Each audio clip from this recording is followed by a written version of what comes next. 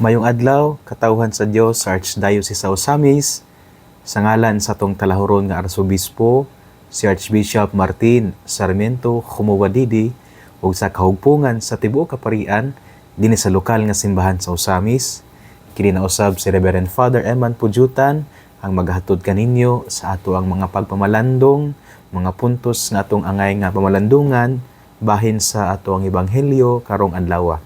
Mga igsoon ko ni Kristo adlaw karon nga Sabado, April 5 sa tuig 2025. Ug ana kita sa ikaapat gihapon nga semana panahon sa Kwaresma. Busa ako kayong pagtimbaya sa tanan nato nga naminaw karon ato mga suking digpaminaw, ilabay na pod ang ato ang mga suki, ang ato ang mga manggihatagon nato nga mga benefactors nga sa kanunay gayud wala gid sila puas nga nagpaambit sa ilang grasya nganhi sa ato ang radyo sa kahanginan, no? Ang ato ang pulpito sa kahanginan, ang radyo sa simbahan, ang GXDD. Especially gyud kang Ma'am Joy Idol kanisiya, sakop ni siya sa parokya ni Santa Teresita sa Batang Hesus diya sa Banedero. Ug sa tanan nato nga mga mananagat, mga mag-uuma, ug sa tanan po nato nga mga laiko ministro nga sakop sa ato ang lokal nga simbahan sa Osamis, especially sa mga laiko ministro nga sakop sa parokya sa Batang Hesus diya sa lungsod sa Claren. Sang likagapong adlaw sa may hapon hangtod sa gabi ug karong adlaw usab nagpahigayon man sila sa ilang renewal, annual nila nga renewal sa mga laiko ministro or sa mga extraordinary ministers of the Holy Communion sakop sa parokya sa Batang Hesus diya sa lungsod sa Clarin. Ang naghatag nila, ako man ang naghatag nila. Kagapong adlaw dito ako sa hapon. Unya naghatag ako gamay nga input. Unya karong adlaw usab buntag taman sa alas 3 sa hapon, magpadayon pud mi og pamalandong sa mga pulong sa Dios diya sa ebanghelyo. Apil na usab ang mga pagtulun-an nato sa ato ang simbahan may tungod sa pagpangalagad. Usab mahitungod diha sa unsa gyud ang tahas sa mga laiko ministro diya sa simbahan. Munang gihangyo ko kamo nga naminaw nako karon itong pagpamalandong nakig-uban nga atong iampo no ang ato ang tanan nato nga mga laiko ministro nga naningkamot bipon na sila nga sila mga lagad, no. Sayod tang ang pagpangalagad sa simbahan, voluntaryo man na siya. Nya wala ba siya matawag nato og sweldo, no. Munang naningkamot na sila. Ang uban taas-taas ng edad, taas na po nga tuig sa pagpangalagad, pero anaagya po sila courage o kanibitang kanang mapadayunon nga pagpangalagad. Gawas nga ato silang iampo, nindot po nga ato silang suportaan. Mga akong giawhag no ang tanan nga sakop sa mga GSK, sa mga kapilya, nga atong panggaon usab ang atong mga laiko ministro. Ato ang mga nangalaga diha sa especially sa pagsaulog sa pulong no nga naay kalawat matag Domingo sa mga kapilya nga lagyo. So ato sila nga iampo o nya ato pod sila nga dasigon, dili nato sila tamayon. Kitang tanan na magitay mga apan, pero dili nato pakadak-an ang apan sa uban. Ato silang dasigon, badlungon dasigon ug ato silang suportaan. Nindot siguro sa pamaagi sa pagsuporta sa akong giingon gawas sa pag-ampo, nindot siguro nga ato pod silang magtampo siguro ang mga miyembro sa kapilya, palitan og sapatos nga itom, no, nga gamiton sa laiko ministro diya sa pagsaulog sa pulong nga anaay kalawat, or palitan po nato silang medyas, or palitan po nato silang pantalon nga itom nga ilang magamit, or bag-ong uniforme. Kung inyong dabantayan kasagara biya po silang mga uniforme, mga karaan na biya po na intawon. Kanyang uban kay tinapakan, kanyang uban gumikan sa karaan na siya kaayo nalagom na siya. So kana isip pamaagi nga kita nagsuporta kanila atong palitan o sila og uniforme, palitan nato sila og kana bitong puti nga sinina nga bitong puti nga sinina din isa pa bitaw ang ilang uniforme ato po silang palitan ni ana, no. Gamay nga mga small gestures of kindness pero dako bigyan na kayo og impact alang sa ila kay mabati man po nila nga kanang gipangga pod sila sa katawhan nga ila ang gialagaran. Usbon nako no usa kini siya ka siguro personal nako nga panawagan sa atong mga likes nga sa mga miyembro sa kapilya, especially sa mga opisyales, atong panggaon nato ang atong mga laiko ministro. Iampo unya ato silang konkreto nga pagpadayag sa atong pagpangga. Palitan nato sila sa ilang mga gamit diya sa pagsaulog, siguro sapatos, medyas, pantalon, white shirt bakos nga ilain taw pong magamit diya sa pagpangalagad.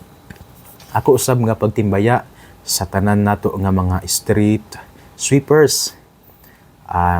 Kabantay mo ko rong mga simanaha o naging semana, kung magmisa ko padulong sa kuta, no, mga buntag, makabantay ko nga sayo kayo ang ato ang mga kanabitawong nang limpyo dias dalan, no, yang uban pod kanabitawong makabantay mo sa aisle diri sa dalan bitaw nga kanang manguha sila sagbot sa aisle sa isla-isla bitaw diri sa tunga. Sayo kayo muna nga unya uban manilhig nga ato silang i-appreciate silang mga sakripisyo. Yes, tinuod nga naa sila sweldo pero sa ilang pagpanarbaho pero wala man po na nagpasabot nga abi kay sweldado sila ato na pod sila nga kana bitawng pasagdan.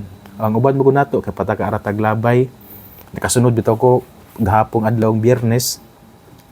Nama ko'y klase diya sa St. Mary's Theologate, no, sa Gango. Nga nakasunod kog motor nga anay gikaon nga candy ba. Candy niya. Kabantay ko nga candy tungod kay pag humanyag kaon sa candy, ira pong gilabay diretso ang wrapper. Nagdagan gud siya nya nagsunod ko sa maong motor. Ira pong gilabay ang candy wrapper. Di man maayo na ingana, no. Ilabay sa sakto nga basurahan. Isulod sa bulsa. Nya kung makakita og basurahan ato pong ilabay sa saktong basurahan niya, segregated siya, dili malata so on and so forth. Kana usa man na siya kapamaagi nga kita pod, no, nga mga lumulupyo sa dakbayan sa Ozamis, ana bang usa ato ang mga kaugalingon nga mga lungsod kanang pagtabang nato sa pag-maintain sa kahinlo sa ato ang lugar. Yes, naay mga street sweepers nga mo maintain sa cleanliness, pero wala nagpasabot nga kita wala po tay katungdanan nga mo maintain sa cleanliness. Kana lang ginagmay nga pahinumdum kanato kay wala man na nagpasabot. I mean, ang atong pagtuo dili man na siya kana bitawng dichotomized from our daily life. Wala man nagpasabot nga ang atong pagtuo ato rang gibilin didto sa lingkuranan sa simbahan. Nya atong balikan kung kita mo simba. No. Atong pagtuo atong daily life intertwined sila with each other. But pasabot nga ang suga or ang giya nato sa atong pang-adlaw-adlaw nga kinabuhi mao man ang ato ang pagtuo. Ngigsoon kada ni Kristo ako day usab nga pagtimbaya no sa ato bitawng kabantay magud ko sa live sa FB live sa FB page sa GXDD nga naagi mga tawo nga mo comment ba.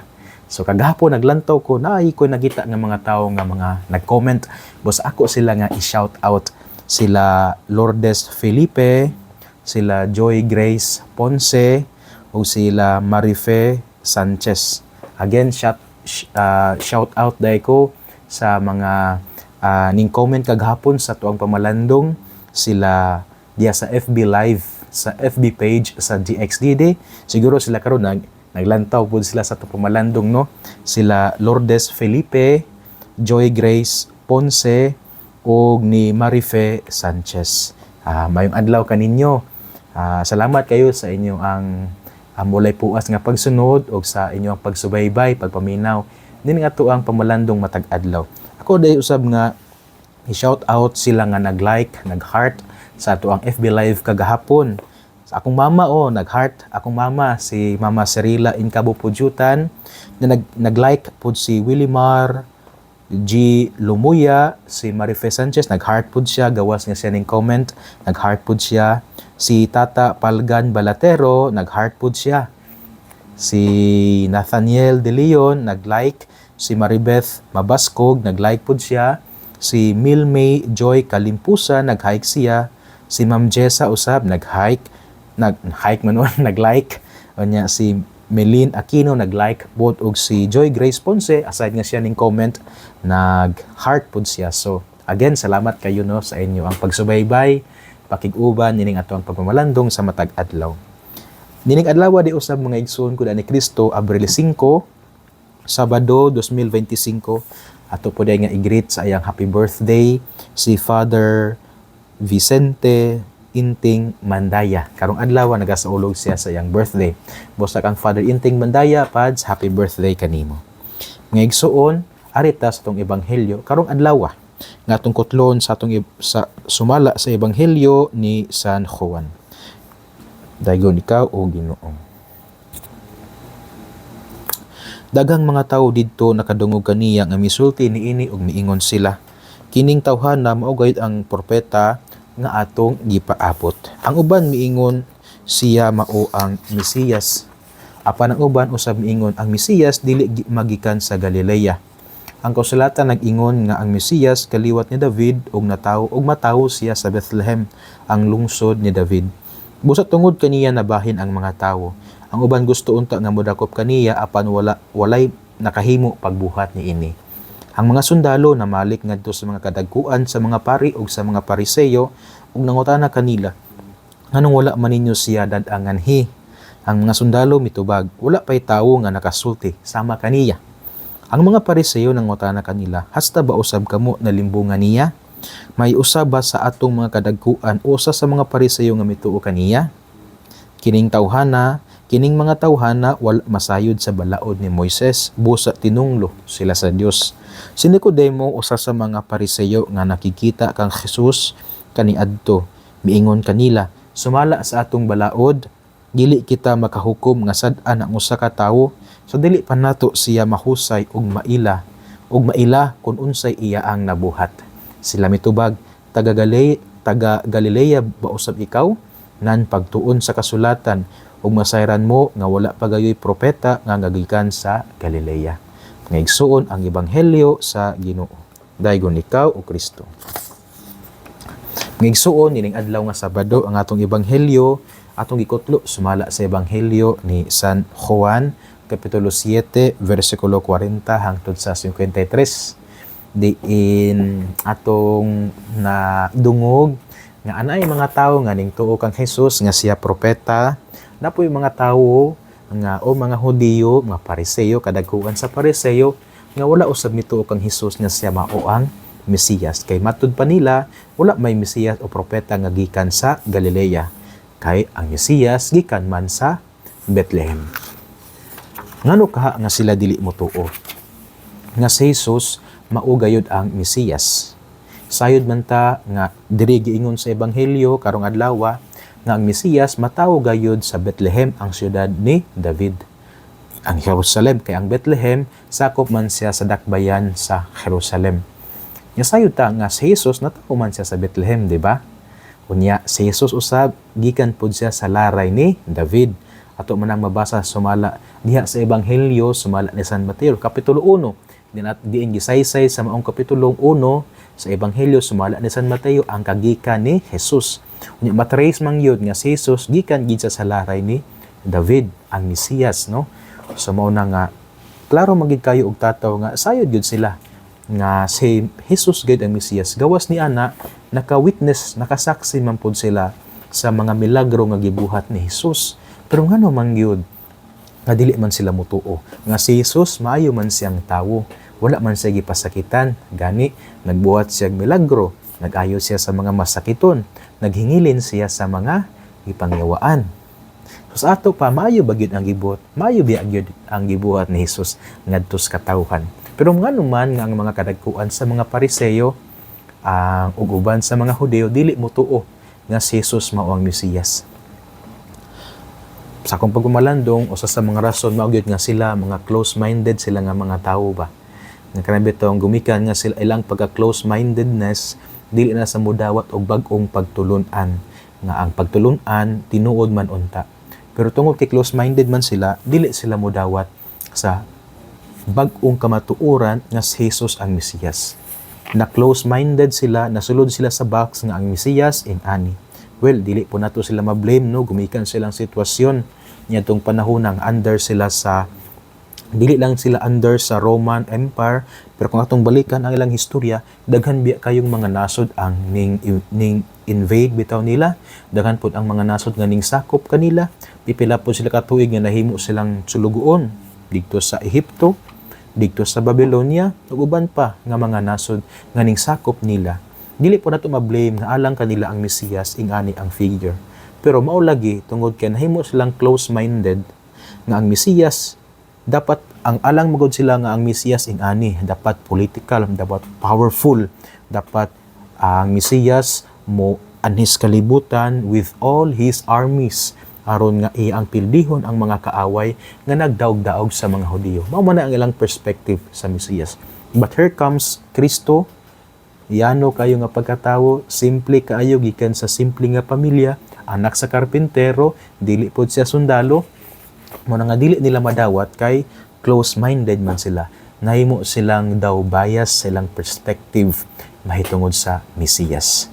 Usbo nako, wala nila gidawat si Jesus nga maong Mesiyas kay close-minded sila. Bisag mao niya ang kamatuoran, dili sila makaako og dawat kay close-minded sila, biased sila. Mao po niya atong bantayan sa atong kinabuhi mga igsoon ko ni Kristo. Kung close-minded kaayo ta, bisag unsaon paghukad nato, bisag unsaon og paghukad alang nato ang kamatuoran, dili kita mo dawat sa maong kamatuoran nganuman kay close-minded man kaayo ta. Bias naman ta sa tuang mga perspektibo sa kinabuhi. Dili ta open for new learnings. Much more, dili ta open sa unsa gayud ang kamatuoran. Nya kini bitong pagka close-minded ato bining makita bitaw sa mga tawo nga fanatics kaayo. Especially karong panahon na dili malimot ang kahimtang sa tuang nasod.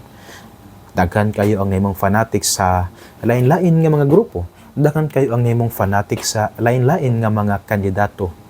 Daghan kayo ang namong fanatics sa laing-laing perspektibo sa uban nga pangsangyaw sa uban mga plataporma sa mga kandidato. Unya gumikan ni ana nahimong close-minded nga ang ilang gituan kanya ra gid siya maoy makadala og kabag-uhan sa tanan. Pero kung atong lantawon kini biya pong isa nagdala pod og nindot kayo nga pagserbisyo, naghatag og nindot nga pagserbisyo. Unya gumikan kay close-minded kay fanatics kay sa usa, dili gid siya moangko ni ana bisag makita nga nindot ang performance sa usa, ara gid sila sa usa kay close-minded man sila. So you see, unya kung close-minded kayo unsa mahitabo, naabay kalinaw, wala. Nganuman, bias man. Unya dili magpapildi kay naa ang garbo. So you see mga igsoon ko ni Kristo, atong bantayan kining pagka close-mindedness sa nato no sa mga tawo. Kay kung close-minded ta, dili gid ta makakita sa kamatuoran. Ang mga tawo nga close-minded, buta naman na sila sa ilang perspektibo. Dili sa klibo mo abri sa mata, sa ilaang mga mata aron makakita unsa gayud ang kamatuoran. Sa mga Pariseo sa ebanghelyo, close-minded sila nga si Kristo mao ang Mesiyas. Ug tungod niya na wala nila gidawat si Kristo bisag mao kana ang kamatuoran. Kana atong bantayan sa atong kinabuhi. Nahimo ba tang close-minded usahay? Or hangtod ba karon close-minded ta? Fanatics ba ta? Sa usa lang nga daw murag kalimtan nato ang tanan gumikan lang niining ato ang gisuportaan nga kandidato? Well, atong lantawon pod ang ilang mga records. Ito pong lantawon ang ilang performance. Kay usahay, nahimo tang bias or close-minded tungod kay na-hooked up ta sa ilang mga promises sa kandidato. Well, atong lantawon ang ilang performance. Nindot man nga mulantaw pud ta silang mga plataporma, silang mga damgo, silang mga saad. Kay mao man na ang timon aron magiya kanila silang pagpangalagad. Pero nindot pud nga sa paglantaw nato silang mga saad, mulantaw pud ta silang mga performance kung naa ba sila'y nabuhat, kung naa ba sila'y agi nga naka-benefit sa tanan. Nakahimo ba sila og mga infrastructures? Improve ba sila sa matawag tog economic development sa usa ka lungsod o sa usa ka dagbayan o sa usa ka lalawigan? Nakatabang ba sila nato diya sa tuang pag-alibyo sa tong kinabuhi, di ba? Kana atong angay nga lantawon, dili kay close-minded ta sa usa ka tawo bisag wala kayo siya nabuhat. Nya gumikan kay mao ni mao na bahimo na tang biased. Unya, mahimo tang buta sa kamatuoran sa ato ang katilingban. So, unang punto mga igsoon, dili maayo nga close-minded ta. Kay kung close-minded ta, usbo nako, mahimo tang biased. Unya, kung biased ta, buta ta sa kamatuoran nga anaa present sa ato ang atubangan. Ikaduhang punto mga igsoon ko ni Kristo, kining mga kadagkuan sa mga Pariseo ngadto kang Hesus no sanglit ingon man sila nga si Jesus gikan sa Galilea, nya wala ko ni propeta nga gikan sa Galilea, daw murag ila abang gihusgahan si Jesus. Judgmental sila ngadto kang Jesus. Bisan sa maayong gibuhat ni Jesus, gi-judge gipon nila, gihukman gyapon sila ni Jesus nga dili gid siya ang Mesiyas. Gumikan kay wala ning fit sa ilang own perspective. So sa ato pa din mga igsuon, connected yapon sa unang punto, kung close-minded ta, judgmental di ay ta. Sama sa mga Pariseo, close-minded man sila, nga si Jesus maugay ang Mesiyas. So unsay consequence? Unsay, subsequent nga mahitabo. Kung close-minded, judgmental. Tanawa ra na sa tong palibot, lantaw ka sa Facebook karon, lantaw ka sa social media, daghan kayo ang mga tawo nga close-minded ug gumikan ni ana diha sa social media. Daghan na kayong mga political analysts, bisag matawag nato og walay background gamay sa politics or nakabasa lang og pipila ka mga balaod, bisag dili lawyer, nahimo ng mga expertise sa balaod, nahimong political analysts. Ang uban pa gyud, daghan kayo nga murag nahimo na noon silang mga komentarista nga daw murag eksperto pero wala di ay. So you see, peligro kayo, nahimo na silang judgmental sa uban. Nay uban nga bisag di ba ingon dinhi, ingon usa ingon ni Nicodemo, kung dili mapamatud-an sa iyang sayop, dili pagid ta makahukom nga siya sad-an. Pero kita, grabe kayong comment, grabe kayo mo label ug mauna. So you see, kung bias ta, kung close-minded ta, judgmental leta ngadto sa uban. Nya unsay giingon ni Mother Teresa of Calcutta, if we judge people, then we have no time to love them. Kung muhukom kung dali ra kita muhukom sa atong isiga tawo, wala tay panahon nga higugmaon sila. Ngano man, kay ang tanan natong panahon ato ra man gihatag aron hukman sila.